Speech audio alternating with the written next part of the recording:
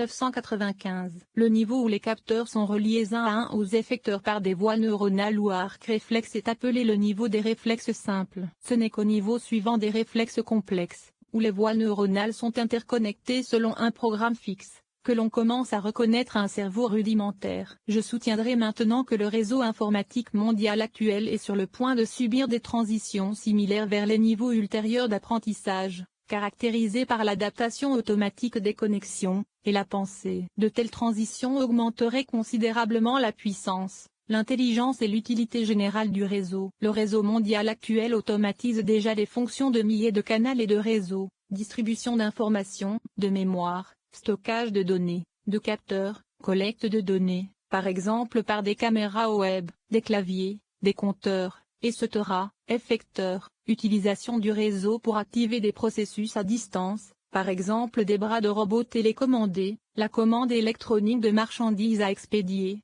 etc., et décodeurs, traitement des données pour les rendre plus significatives, par exemple l'exploration des données de commande des clients afin de trouver des modèles pertinents. Confé Eligen, 1999b, Eligen et Bolen, 1996. À l'exception de la mémoire et du canal en net, la plupart de ces fonctions ne sont encore que marginalement supportées par le réseau, du moins en comparaison de leur présence en dehors du support électronique. Cependant, il devrait être clair que la migration à grande échelle de ces fonctions vers l'Internet n'est qu'une question de temps, car il existe de nombreux avantages et aucun obstacle technique apparent à la mise en œuvre d'un plus grand nombre de dispositifs de détection, de décodage et d'exécution.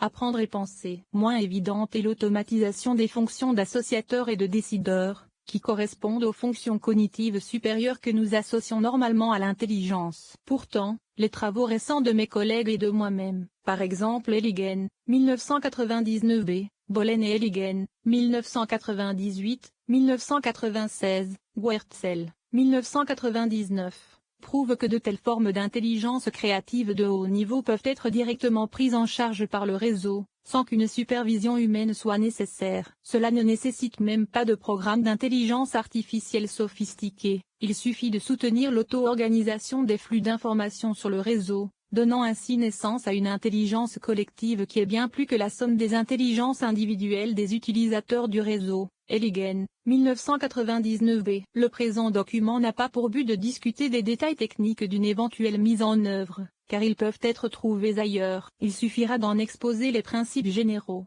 montrant ainsi comment l'augmentation de l'efficacité par l'automatisation qui accompagne l'auto-organisation du superorganisme s'étend à ses fonctions cognitives les plus élevées. La principale fonction de l'associateur est de permettre au réseau d'apprendre de nouvelles associations entre les données ou les concepts. Le World Wide Web, par son architecture hypermédia distribuée, Eligen et Bolen, 1996, relie déjà des documents associés par un maillage de liens. Jusqu'à présent, la création des liens se fait manuellement, par les auteurs des documents qui décident quels autres documents sont pertinents pour leur texte. Compte tenu des centaines de millions de documents potentiellement pertinents disponibles sur le web, ce processus est très inefficace et ne permet de repérer qu'une fraction de ce qui est réellement pertinent. Il est donc très difficile pour un utilisateur naviguant sur le web de trouver les sujets les plus pertinents sur un thème donné. Les moteurs de recherche qui renvoient des documents contenant des mots-clés particuliers ne résolvent que partiellement ce problème, car les mots-clés typiques renvoient beaucoup trop de résultats, submergeant les documents les plus intéressants dans le bruit, tandis que de nombreux documents pertinents restent insaisissables parce qu'ils utilisent des mots-clés différents. Dans le cerveau, l'apprentissage repose sur la règle de Hebb pour les réseaux neuronaux. Les neurones qui sont activés ultérieurement dans un court intervalle de temps deviennent plus fortement connectés. L'équivalent des neurones dans le web sont des documents ou des pages, et l'équivalent d'une activation ultérieure est le fait d'être lu ou utilisé par la même personne dans un court intervalle de temps. Plus les personnes lisent attentivement le document B peu après avoir consulté attentivement le document A, plus le lien entre A et B devrait se renforcer. Pour les documents liés qui sont rarement utilisés ensemble, le lien devrait s'affaiblir et peut éventuellement disparaître. Plus les gens surfent sur le web, se déplaçant de page en suivant des liens ou en effectuant des recherches ultérieures, plus vite le web serait capable de créer de bonnes associations, en créant des liens forts entre des documents que la plupart des utilisateurs considèrent comme mutuellement pertinents. Comme chaque page est indirectement liée à toutes les autres pages du web, cela signifie que les pages fortement liées établiront tôt ou tard des liens directs. quelle que soit la distance qui les sépare initialement dans l'espace web. De telles méthodes transformeraient le web d'une énorme collection de documents faiblement connectés en un réseau associatif cohérent, similaire au réseau neuronal qui constitue notre cerveau. Bollen et Eligen, 1996-1998. Compte tenu de ces associations apprises des utilisateurs, la fonction suivante de l'associateur est d'utiliser ces liens afin de résoudre des problèmes ou de répondre à des questions. Ce processus peut être appelé réflexion. Il peut être mis en œuvre sur le web par l'automatisation d'un autre mécanisme neuronal, l'activation de la propagation. Si, dans le cerveau, certains concepts, ou les assemblées de neurones correspondantes, sont activés, en raison d'une perception ou d'une réflexion antérieure sur le sujet, cette activation va se propager aux concepts voisins, en suivant les liens proportionnellement à leur force associative. Cela activera de nouveaux concepts, qui à leur tour pourront activer d'autres concepts connexes, et ainsi de suite, entretenant un train de pensée continu. La propagation de l'activation peut être mise en œuvre sur le web par le biais d'un agent logiciel. Un programme qui prend en entrée des concepts définissant le problème, localise les pages les plus pertinentes pour ces concepts, puis explore les liens de ces concepts, activant les pages voisines proportionnellement à l'activation initiale et à la force des liens intermédiaires. L'avantage de cette approche est qu'un problème n'a pas besoin d'être défini par des mots-clés précis, puisque l'activation s'étendra automatiquement aux pages qui contiennent des mots-clés différents mais qui sont toujours étroitement liés à la formulation initiale du problème. Par exemple, dans notre prototype de web d'apprentissage, Bollen et Eligen, 1998, l'activation des concepts bâtiment, travail et papier ferait automatiquement apparaître bureau comme le concept le plus pertinent. Ceci est beaucoup plus proche de la façon dont notre cerveau résout les problèmes par intuition et association que de la façon dont les programmes d'intelligence artificielle traditionnels résolvent les problèmes par déduction logique.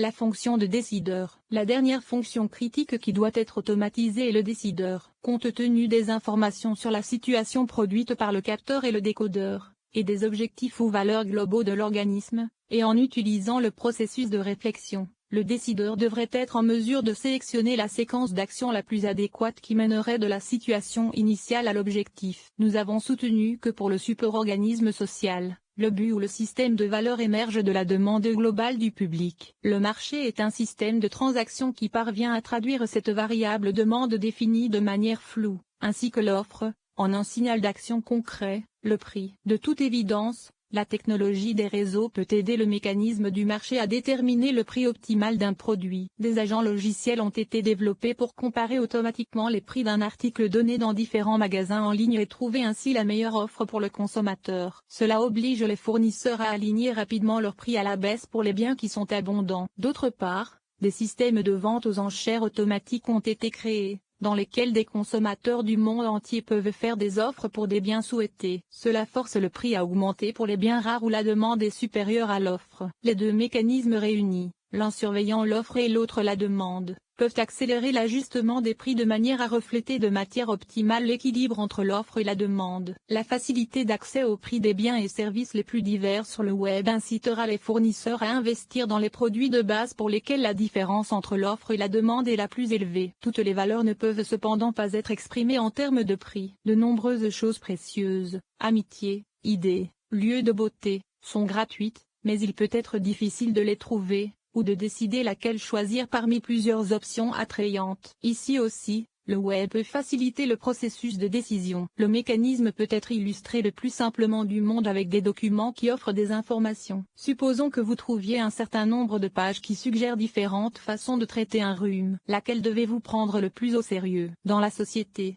ce problème est normalement résolu en s'appuyant sur l'autorité. Certaines sources d'informations, par exemple, votre médecin ou l'encyclopédie médicale, sont considérées comme plus dignes de confiance que d'autres, par exemple, votre voisin ou un magazine familial. Sur le web, où l'offre d'informations est énorme, d'origine extrêmement diverse et en constante évolution, les moyens traditionnels d'établir l'autorité, diplôme universitaire, réputation, etc., ne sont pas très efficaces. Pourtant, le modèle de lien du web lui-même peut être utilisé pour déterminer automatiquement l'autorité. L'idée principale est qu'un document ou un site web est considéré comme faisant autorité s'il est référencé par d'autres pages qui font autorité. Bien que cette définition puisse sembler circulaire, elle peut être mise en œuvre par un algorithme récursif, qui utilise un certain nombre d'itérations pour déterminer l'autorité globale d'une page. Deux variantes de cette approche ont été développées, PageRank, Brin et Page,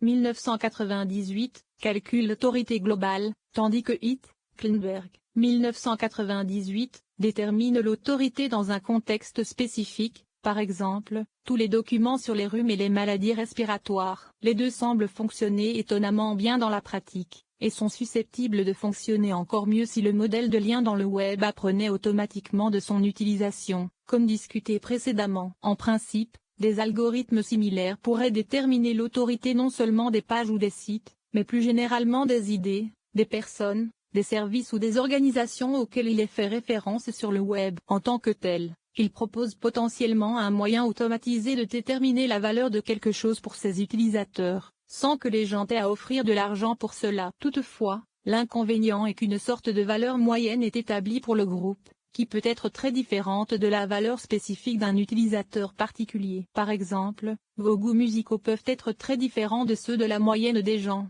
et vous trouverez donc peu de valeur dans la liste des disques les plus populaires. En revanche, vous serez intéressé par les recommandations de personnes dont les goûts sont similaires aux vôtres. De telles recommandations personnalisées peuvent également être automatisées, en utilisant l'ensemble des techniques connues sous le nom de filtrage collaboratif Chardana et Ma, 1995. Eligen, 1999b. Le principe de base est le suivant. Le système enregistre les préférences personnelles d'une grande variété de personnes, puis utilise les profils de préférence qui sont similaires aux vôtres pour déterminer les options, par exemple, les disques de musique, les pages web, les films, que vous êtes susceptible d'apprécier également. Un tel système pourrait même être utilisé pour aider à créer des relations personnelles, en partant du principe que les personnes qui ont des goûts et des amis similaires aux vôtres sont susceptibles de s'entendre avec vous également. Le simple fait de déterminer quels produits ou services ont de la valeur est un aspect plutôt trivial de la fonction de décideur. L'essentiel de cette fonction consiste à utiliser des données sur la situation perçue et sur des objectifs et les valeurs afin d'en déduire une séquence d'actions adéquate. C'est la partie la plus difficile à mettre en œuvre sur le réseau, bien que l'on puisse déjà trouver quelques exemples. Par exemple, un moteur de recherche comme Google, www.google.com, pourrait être utilisé pour entrer un certain nombre de mots-clés décrivant les symptômes d'un problème. Il trouverait des documents qui non seulement traitent de ces symptômes,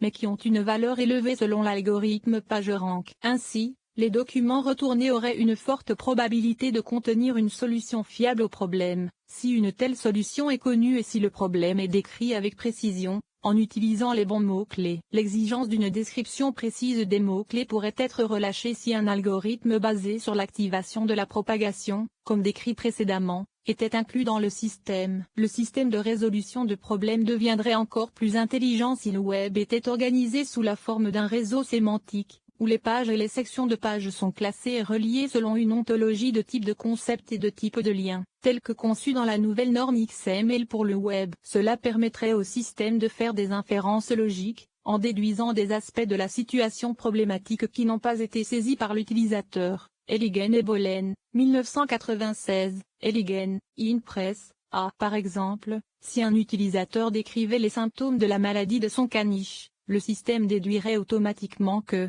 puisque les caniches sont des chiens, il devrait rechercher les mêmes symptômes dans les documents qui décrivent les maladies des chiens, même s'ils ne mentionnent pas les caniches. Idéalement, la fonction de décision sur le web devrait être directement connectée à la fonction d'exécution, de sorte que les actions ne soient pas seulement choisies automatiquement, mais aussi exécutées. Par exemple, un agent d'achat pourrait pas non seulement rassembler des données sur les produits et les prix disponibles afin de sélectionner l'option meilleur achat, mais aussi commander le produit choisi. Intégrer les individus dans le cerveau global. Sur le plan métabolique, la plupart des individus sont déjà fortement intégrés dans le superorganisme, ils dépendent entièrement de la société pour le logement, l'énergie, la nourriture, l'eau, la santé et l'élimination des déchets. Même la naissance d'un nouvel être humain est aujourd'hui difficilement concevable sans une infrastructure socio-technique complexe composée d'hôpitaux, de médecins, d'infirmières et de machines. Sur le plan intellectuel également, les individus tirent la plupart de leurs informations,